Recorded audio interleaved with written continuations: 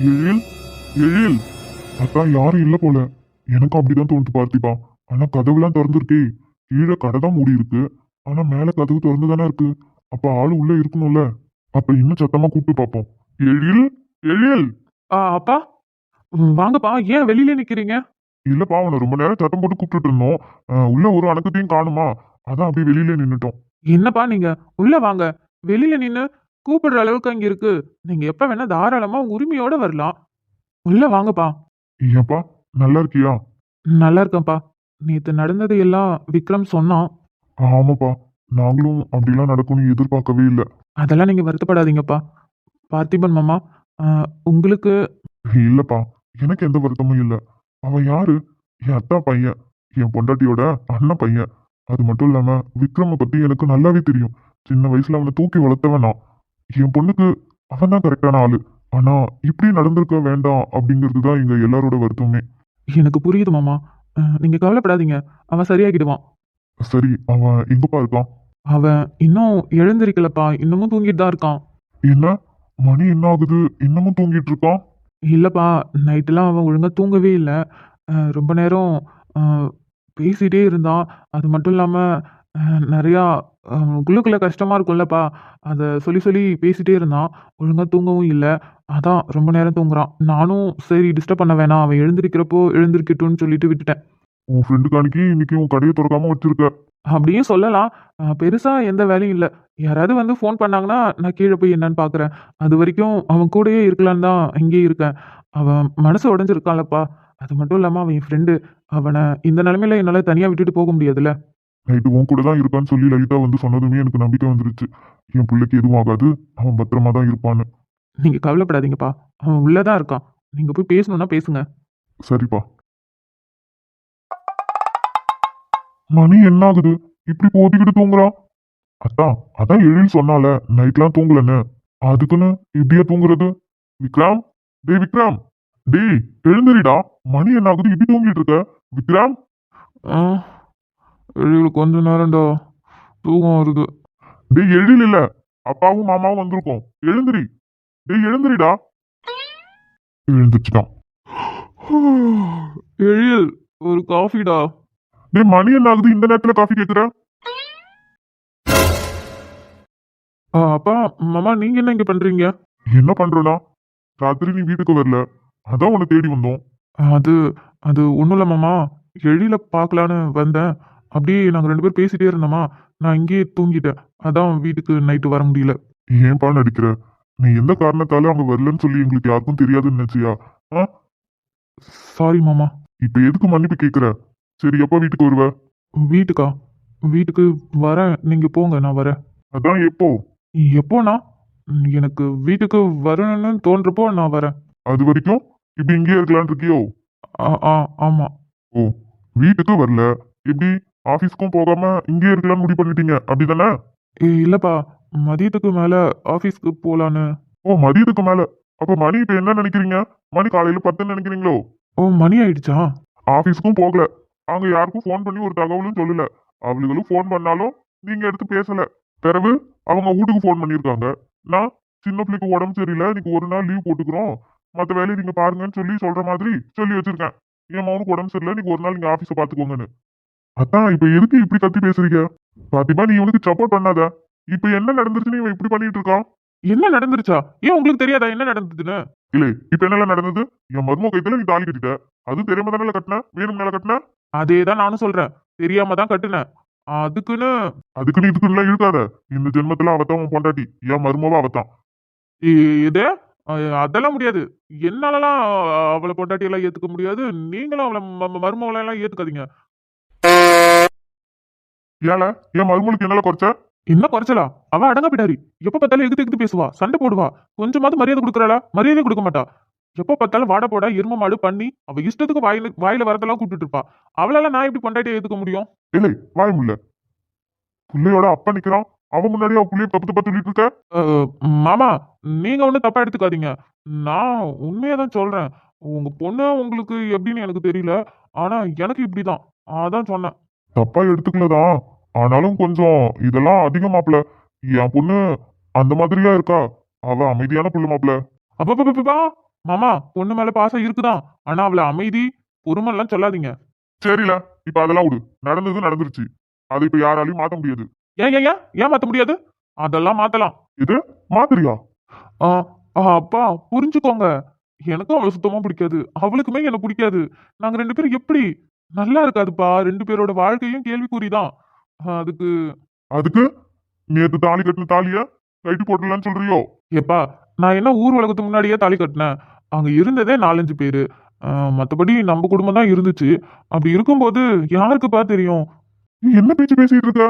ஊருக்கு தெரியலன்னு யார் சொன்னா? ஊருக்கு தெரியலன்னு ஊருக்கு எல்லாம் தெரிஞ்சு போச்சு. ஆ? இது எப்படி? யார் சொன்னது? யாருன்னு சொல்லணும்? யாரும் சொல்லியிருப்பாங்க. ஊர்ல நடக்கிறது யாருக்கு தெரியாம இருக்க போகுது?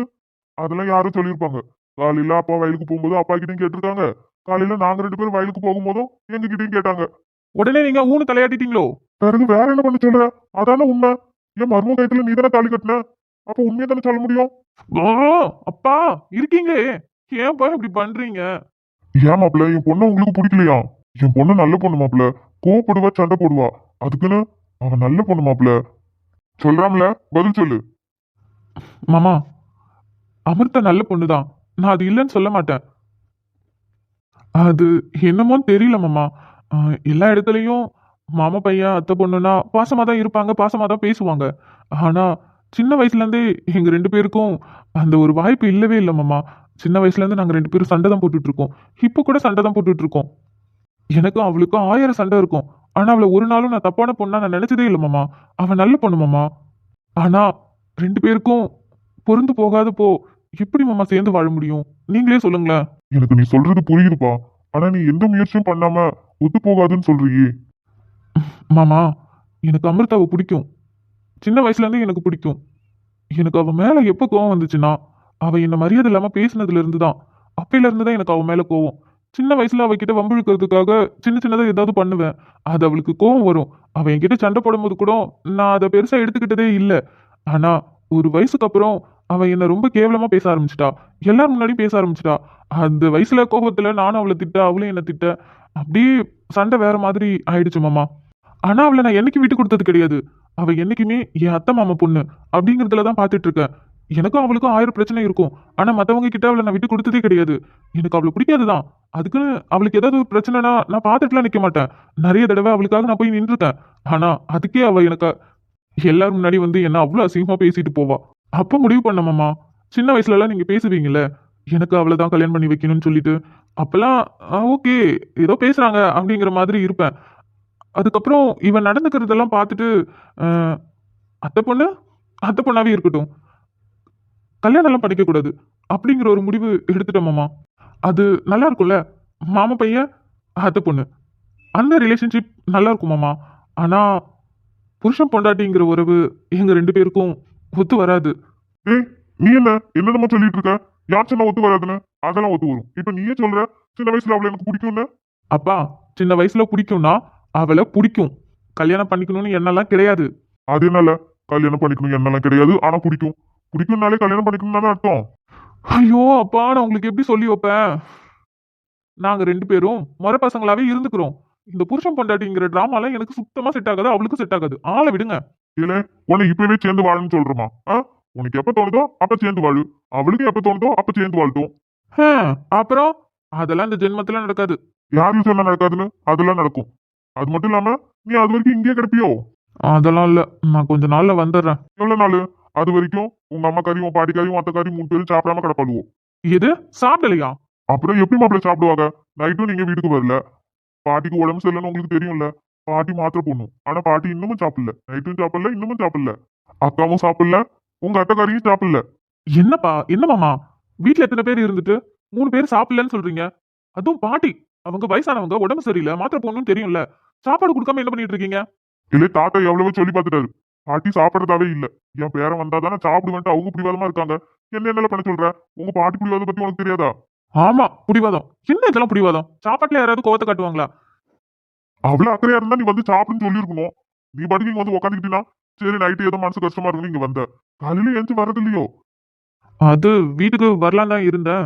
நைட்டு தூங்கவே லேட் ஆயிடுச்சு. அதான் தூங்கிட்டேன். இல்ல, நைட்டு சும்மா பேசிட்டு இருந்தீங்களா? இல்ல ஏதாவது சாப்பிட்டீங்களா? என்ன சாட்டிங்களாவா? எப்பா நீ வேற அதெல்லாம் ஒண்ணும் இல்ல. சும்மா தான் அவன்கிட்ட பேசிட்டு இருந்தேன். அவனும் சும்மா தான் பேசிட்டு இருந்தான். இல்லைன்னா ஒப்பல என்கிட்டயே போய் சொல்ற. உன் கண்ணை பார்த்தாலே தெரியுது நைட்டு ஏதோ வேலைப்பாடு நடந்திருக்குன்னு. என்னப்பா மாப்பிள்ள, இதெல்லாம் தேவையா? அது இல்ல மாமா. சரி மன்னிச்சிருங்க. இனிமே நான் பண்ண மாட்டேன். என்னத்த சொல்றது? திருப்பி நீ வீட்டுக்கு வரியா வரலையா?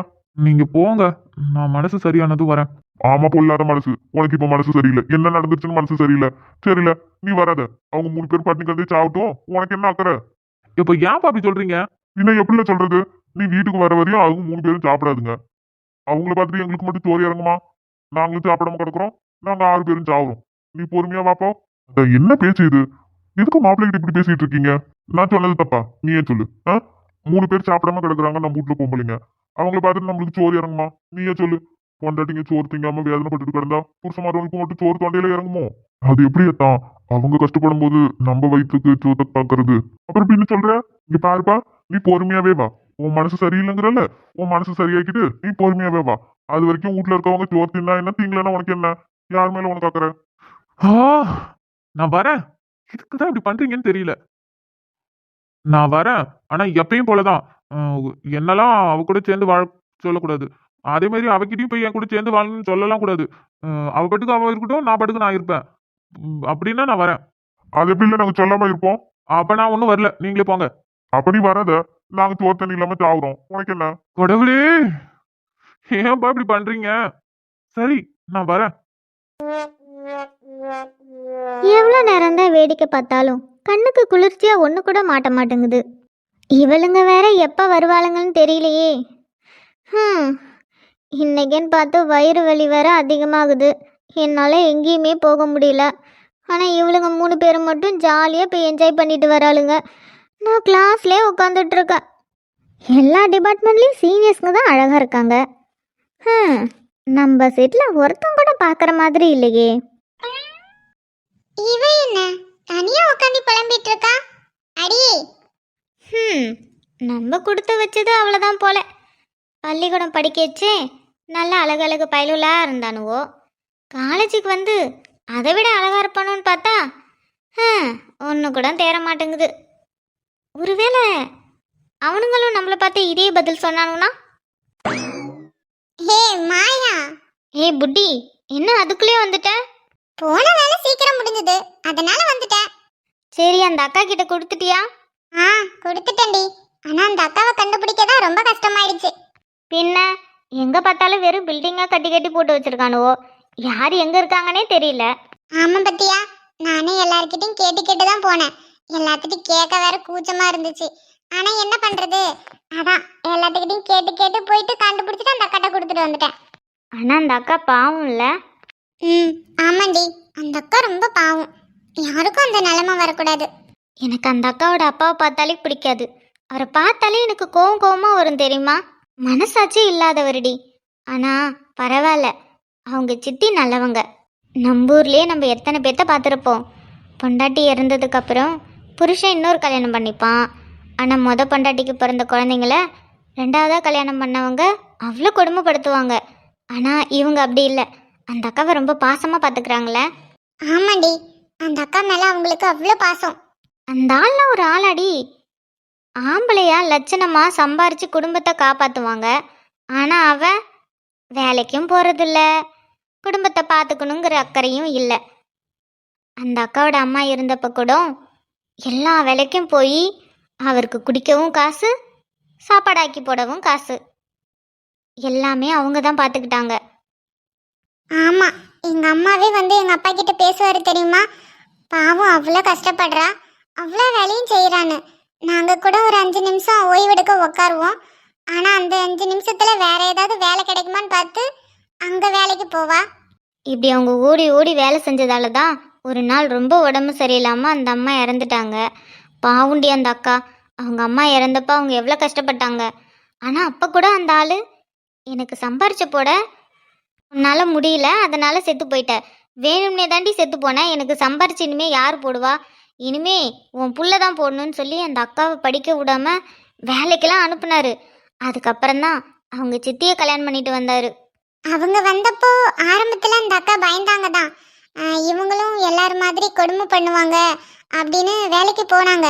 ஆனால் அந்த அக்கா தான் ஏம்மா வேலைக்கு போற, போய் படி, நீ படிக்கிற புள்ள வேலைக்கெல்லாம் போகக்கூடாதுன்னு சொல்லி படிக்க அமைச்சாங்க. அவங்க மட்டும் நல்ல மனசா இல்லைன்னு வச்சுக்கிங்களேன், அந்த அக்காவோட நிலைமை என்ன ஆயிருக்கும்? என்ன ஆயிருக்கும்? எல்லா இடத்துலையும் நடக்கிற மாதிரி தான். அவங்க பிள்ளைங்க நல்லா படித்து நல்ல வேலையில் இருப்பாங்க. ஆனால் இவங்க வீட்டு வேலை செஞ்சு காட்டு வேலை செஞ்சு இவங்களுக்கு உழைச்சி கொட்டி அடிமை மாதிரி இருந்திருப்பாங்க. ஆனால் நல்ல வேலை அப்படி எதுவும் நடக்கலை. காரணம் வந்தவங்க நல்லவங்க. காலையில் கூட அவங்க வீட்டுக்காருக்கு தெரியாம தான் வந்தாங்களாம். பொண்ணு காசு கேட்டுச்சு, செலவுக்கு சுத்தமாக காசு இல்லை. ஆனால் இவன் பிள்ளைக்கு கூட தரக்கூடாதுன்னு சொல்லி சொல்கிறான். இவனுக்கு தெரியாம தான் நான் காசு எடுத்து வந்து கொடுக்குறேன், உங்கள் மகளை என் பொண்ணுக்கிட்ட போய் கொடுக்க சொல்லிடுங்க, அவளும் அந்த காலேஜில் தானே இப்போ படிக்கிறா அப்படின்னு சொல்லி சொன்னாங்க. அப்புறம் எங்கள் அம்மா தான் என்கிட்ட எடுத்து வந்து இது மாதிரி கொடுக்க சொன்னாங்க, நீ போய் கொடுத்துருமான்னு சொன்னிச்சு. இனிமே அந்த அக்காவுக்கு எது கொடுக்க சொன்னாலும் எடுத்துட்டு வா. ஆமாண்டி, அந்த அக்காவுக்கு இங்கே படிப்பு முடிகிற வரைக்கும் அவங்க சித்தி என்ன கொடுத்தாலும் எடுத்துட்டு வந்து கொடுத்துடணும். ம் சரி, நீ என்ன தனியாக உட்காந்துருக்க? நீ அவங்க கூட போகலையா? என் நிலமை தான் உனக்கு தெரியுமே. தெரியும், ஆனாலும் அப்படி தனியா இருக்கியே, ஒன்னும் அவங்க கூட போயிருக்கலாம், அப்படி இல்லைன்னா அவங்கள யாராவது ஒரு ஆள் கூட உட்கார சொல்லியிருக்கலாம்ல. லாவண்யா இருக்கிறேன்னு தான் சொன்னான். நான் தான் இல்லை வேணாம், நீங்கள் 2 பேரும் போயிட்டு வாங்க, நான் இருந்துப்பேன் அப்படின்னு சொல்லிட்டேன். சரி, இங்கேயும் யாரும் இல்லை, நம்ம 2 பேரும் அங்கே போயிட்டு வரலாமா அவங்க கூட? ஐயோ, என்னால் முடியாது. அது மட்டும் இல்லாமல் இந்த தடவை ரொம்ப பெயினாக இருக்குது வந்தனா, அதனால் என்னால் முடியாது. அது மட்டும் இல்லாமல் அவங்க ஸ்டாஃப் ரூமுக்கு போயிட்டு அப்படியே கேன்டீன் போயிட்டு ஏதாவது வாங்கிட்டு வரேன்னு சொல்லிட்டு தான் போனாங்க. அப்படியா? சரி, உனக்கு ரொம்ப பெயினாக இருக்குன்னா நான் பக்கத்துலேயே இருக்கேன், அவங்க வரட்டும். இல்லடி, நான் தனியாக இருந்துப்பேன், நீ போறீன்னா போ. அதெல்லாம் ஒன்றும் வேண்டாம், நான் இங்கேயே இருக்கேன், அவங்க வருவாங்க. ம் அந்த மேம் நல்லா பேசுனாங்களே. ஆமாம், செம்ம ஹியூமர் சென்சிடி உங்களுக்கு, ஜாலியாக பேசுனாங்கல்ல. ஸ்கூலில் மேக்ஸ் சார் பேசுவார்ல அதே மாதிரி. ஆமாம், அவர் எப்படி பேசுவார், ரொம்ப ஜாலியாக அதே மாதிரி தான் பேசுனாங்க. ரொம்ப ஃப்ரெண்ட்லியாகவும் இருக்காங்கல்ல. ஆமாண்டி, ரொம்பவே ஃப்ரெண்ட்லியாக இருக்காங்க. நமக்கு ஏதாவது யாருக்கிட்டையாவது சொல்லணுன்னா கூட அவங்கக்கிட்ட சொல்லி ஷேர் பண்ணலாம், அவங்க நம்மளோட ஃபீலிங்ஸை புரிஞ்சுப்பாங்கன்னு அவங்க பேசினதுலேருந்தே தெரிஞ்சுது. ஆனால் அந்த மேம் ட்ரிபிள் டிபார்ட்மெண்ட், எந்த டிபார்ட்மெண்ட்டாக இருந்தா என்ன, மேம் தானே, பேசலாம். டேய் மொவன, என் கையில மட்டும் மாட்டின நீ செத்தடா. உனக்கு எவ்வளோ தைரியம் இருந்தா ஏன் பைக்கையே அடிச்சு உடைச்சிருப்ப. மொவன, இன்னைக்கு உன்னை சும்மா விடுறதா இல்லையா? உனக்கு எவ்வளோ தைரியம் இருந்தா என் பைக் மேலே கை வைப்ப. என்னை பார்த்தாலே பயப்படுறானுங்க, உனக்கு அவ்வளோ தைரியமாடா என் பைக் மேலே கை வைக்க? டே நில்லுடான்னு சொல்றேன்ல.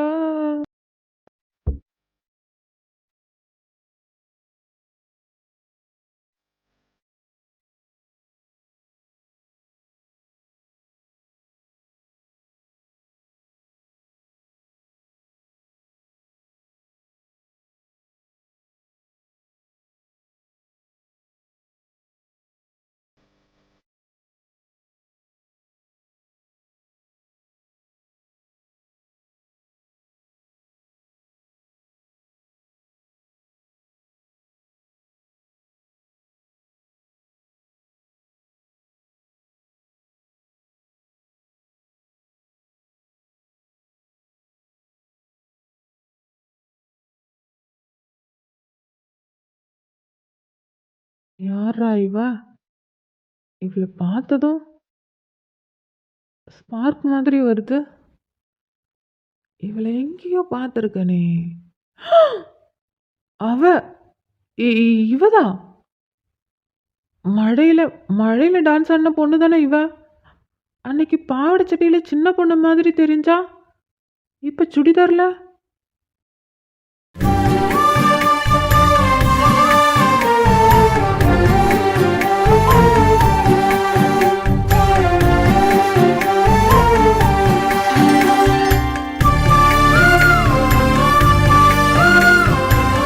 டேய் மச்சான், ஏன்டா இதுக்குள்ள இவ்வளோ வேகமாக ஓடுற?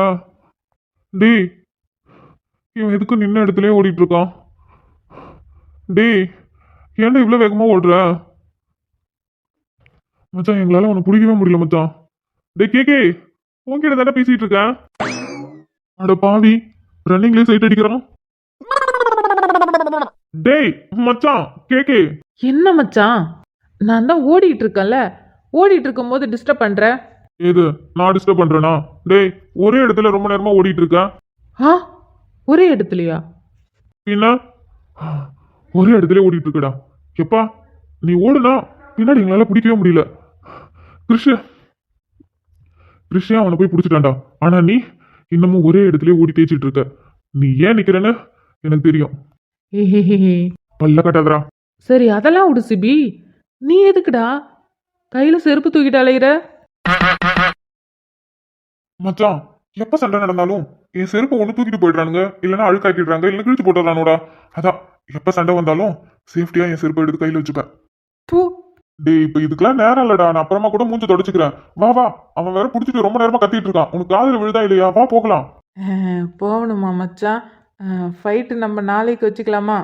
எனக்கு என்ன, அங்க உடஞ்சு கிடக்கிறது உன் பைக்கு ஜோரா தான். ஆ, ஆமாம்ல, ஜோரா தானே உடஞ்சி கிடக்கு. டேய், நல்லா வழியிருடா. ஆனா இது அதுக்கான நேரம் இல்ல மச்சான். வாடா. அஞ்சலி, அப்ப இவர் தான் கேக்கேவா? பக்கத்துல இருக்கவர் அப்படிதானே சொன்னாரு, அவர் அப்படிதானே கூப்பிட்டாரு. அப்ப இவரா தான் இருக்கும். பார்த்தாலும் அப்படிதான் தெரியுது. அன்னைக்கு மாயா சொன்னது கரெக்டு தான், அப்படிதான் தெரியுது. ஆமா ஆமா, இவரா தான் இருக்கும். மாயா சொன்னது கரெக்டு தான். ஆளு பார்க்க நல்ல ஹேண்ட்ஸமா தான் இருக்காரு. பார்க்க நல்லா இருக்கார்ல, அதான் சொன்னேன். நல்லதா இருக்கான். நானும் ஒன்றும் நல்லா இல்லைன்னு சொல்லவே இல்லையே. அஞ்சலி, என்ன அவன் இவங்கிற? அப்போ உனக்கு இவரை முன்னாடியே தெரியுமா?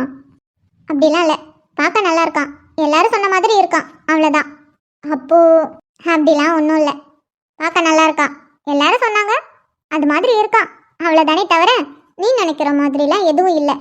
இப்போ நம்ம கேக்கேவை பார்த்தோன்னு வந்தனா கிட்ட போய் சொன்னோம்னா, அடியே அவகிட்ட ஏண்டி சொல்லணும்னு நினைக்கிறேன்?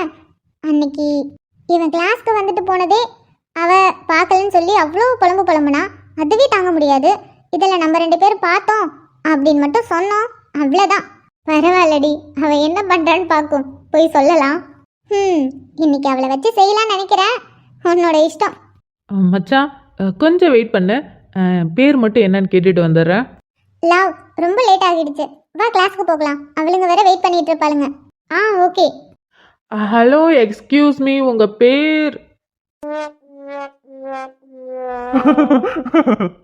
எங்கடா போனாலுங்க? அவங்கெல்லாம் எப்பயே கிளம்பிட்டாங்கடா. சே, பேர் கேட்கலான்னு ஆரம்பிக்கும்போது மிஸ் பண்ணிட்டேன். சரி, பார்த்துட்டோம், இங்கே தானே, பேர் தெரிஞ்சிட வேண்டியதான். மச்சான், பக்கத்துல இருக்க பொண்ணு பேர் வந்து லாவா. லாவா அப்படின்னா? எனக்கு தெரிஞ்சு லாவண்யான்னு இருக்கும், அதான் லாவன் அந்த பொண்ணு கூட்டு போச்சு. லாவண்யாவா?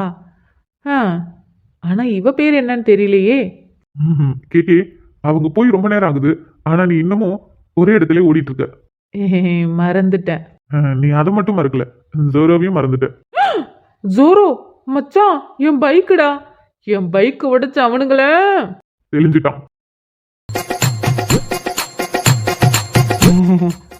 மச்சான், அடி ரொம்ப பலமோ? பலமா? டே, அடிச்சு பொழந்துட்டானுவோ. மச்சான், என்ன பண்றான்? நம்மளதான் பார்த்துட்டு இருக்கான்.